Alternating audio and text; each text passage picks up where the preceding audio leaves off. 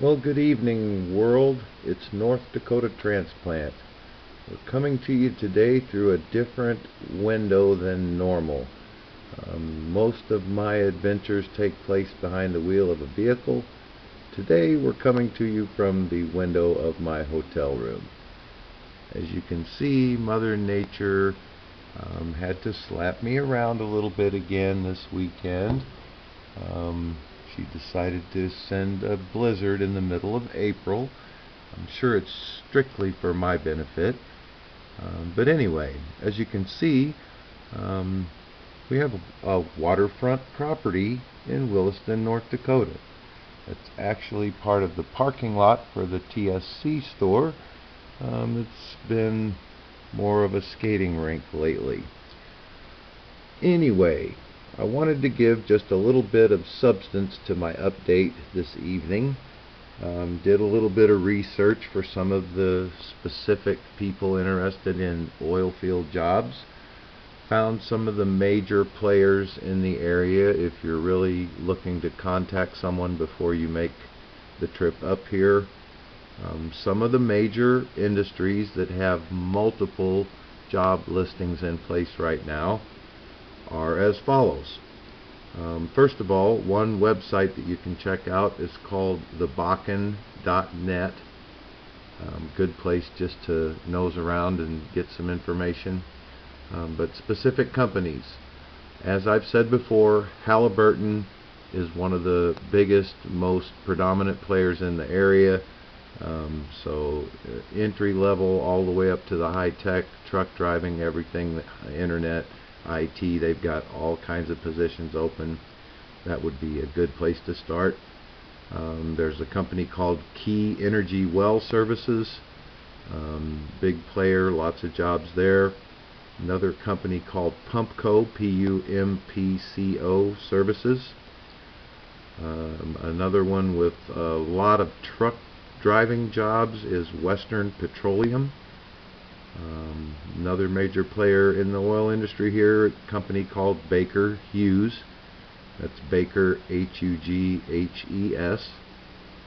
Another big shot around here is Schlumberger. That is Schlumberger.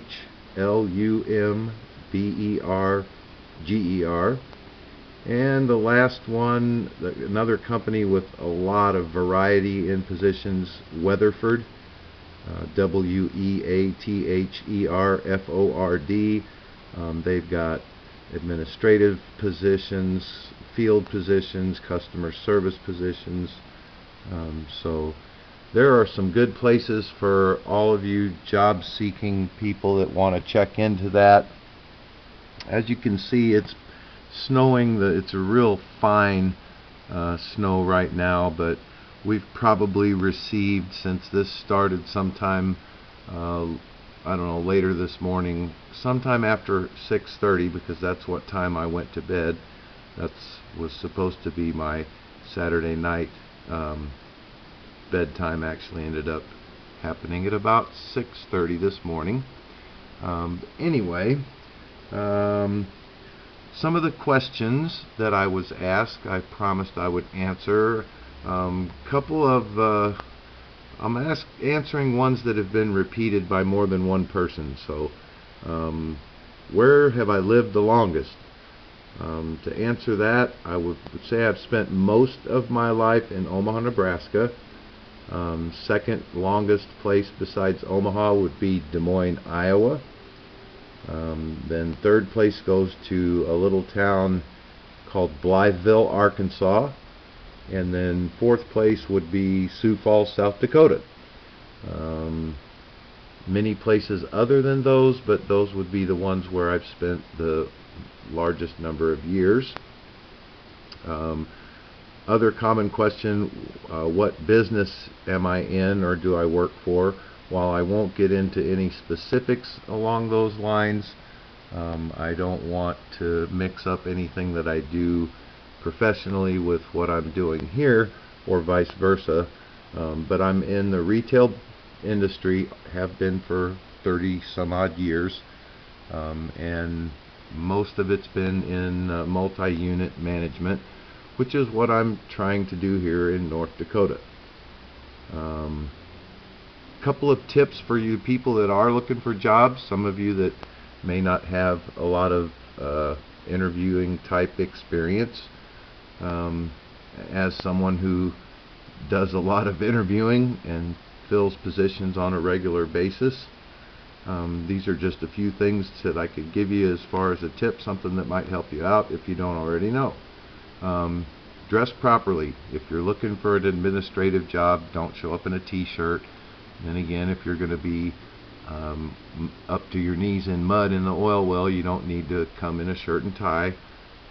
Just common sense there. Show up with some confidence, but don't be overly cocky. Confidence is good. Cockiness is a real turnoff. As far as being ready for your interview, the best advice I can give you is try to prepare ahead of time. Maybe 3 or 4 situations from your past employment where you've either discovered something that needed fixed or could be improved, or you've been assigned such a task. Figure out what it was that you did, how you went about the actions that you took to solve that problem or that issue or that area that needed improvement, and what the results were from the action that you took. The more specific you can be with that, the better off you're gonna be. It's just a good way of showing your employer that you know how to address a problem, you know the process of figuring out what it takes or what it needs to solve the problem, and the kind of results that you're able to achieve by the actions that you decide to take. Now, it doesn't always have to be a positive outcome. I've learned you can have learned a valuable lesson from a negative outcome, and then move on from that to show them how you learned from that negative outcome and reapplied different approaches to the problem, and how successful you were on the second go around. We all make mistakes. Not everything turns out right.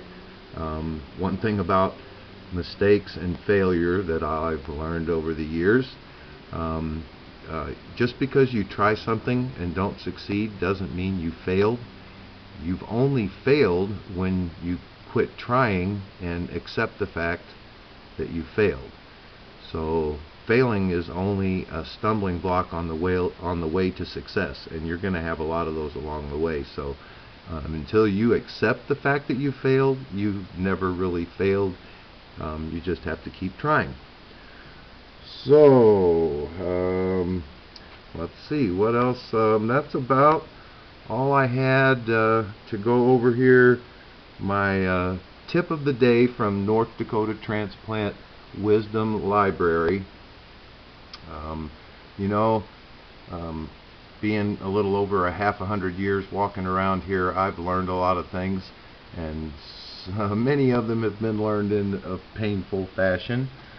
So if I can say one thing on these videos that saves one person from a little bit of pain, I think it's just going to be incredible.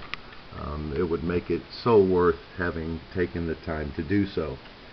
So here's today's tip of the day from the North Dakota Transplant Wisdom Library. I'm calling this one your gut. You know, there are certain things that are inherent in us human beings, things that are there whether we want them there or not.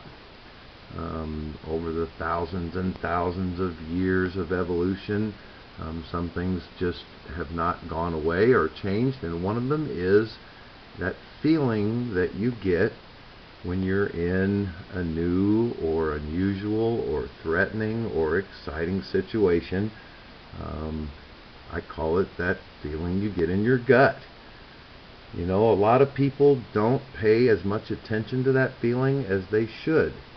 That feeling is there for a reason, and I've learned over the years that most of the time, if something gives you that gut feeling, you need to learn to trust it and act on it and try to obey it, because you'll find, as I've said more times than not, that it is truly accurate. Now, the one place where it gets really confusing is in human relationships. Sometimes if you meet someone new and you're extremely attracted to that person, that gut feeling can be confused for excitement rather than caution. So it's a little more difficult to figure out which one it might be. And the final note on this subject, when it comes to relationships, if you're meeting someone new and you're trying to figure out, is this the person I want to spend a lot of time with, if you notice something in that person that I call a behavioral problem, something that bothers you, and it's in the way that that person behaves, not something that's like a matter of choice that could be altered or changed, but something just in a natural way in their behavior, pay a lot of attention to that and use a lot of caution. Don't just brush it aside, and most of all, don't think that you're the special person that can help them correct that behavioral problem, because 99.9% of the time people do not change behavioral problems. They can promise that they will, but it just doesn't happen. That's just the reality of it.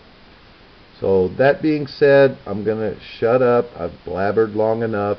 I just wanted to give an update here with a little substance to it. I'd prefer to have been out and about showing you something exciting, but that wasn't in Mother Nature's plans this weekend.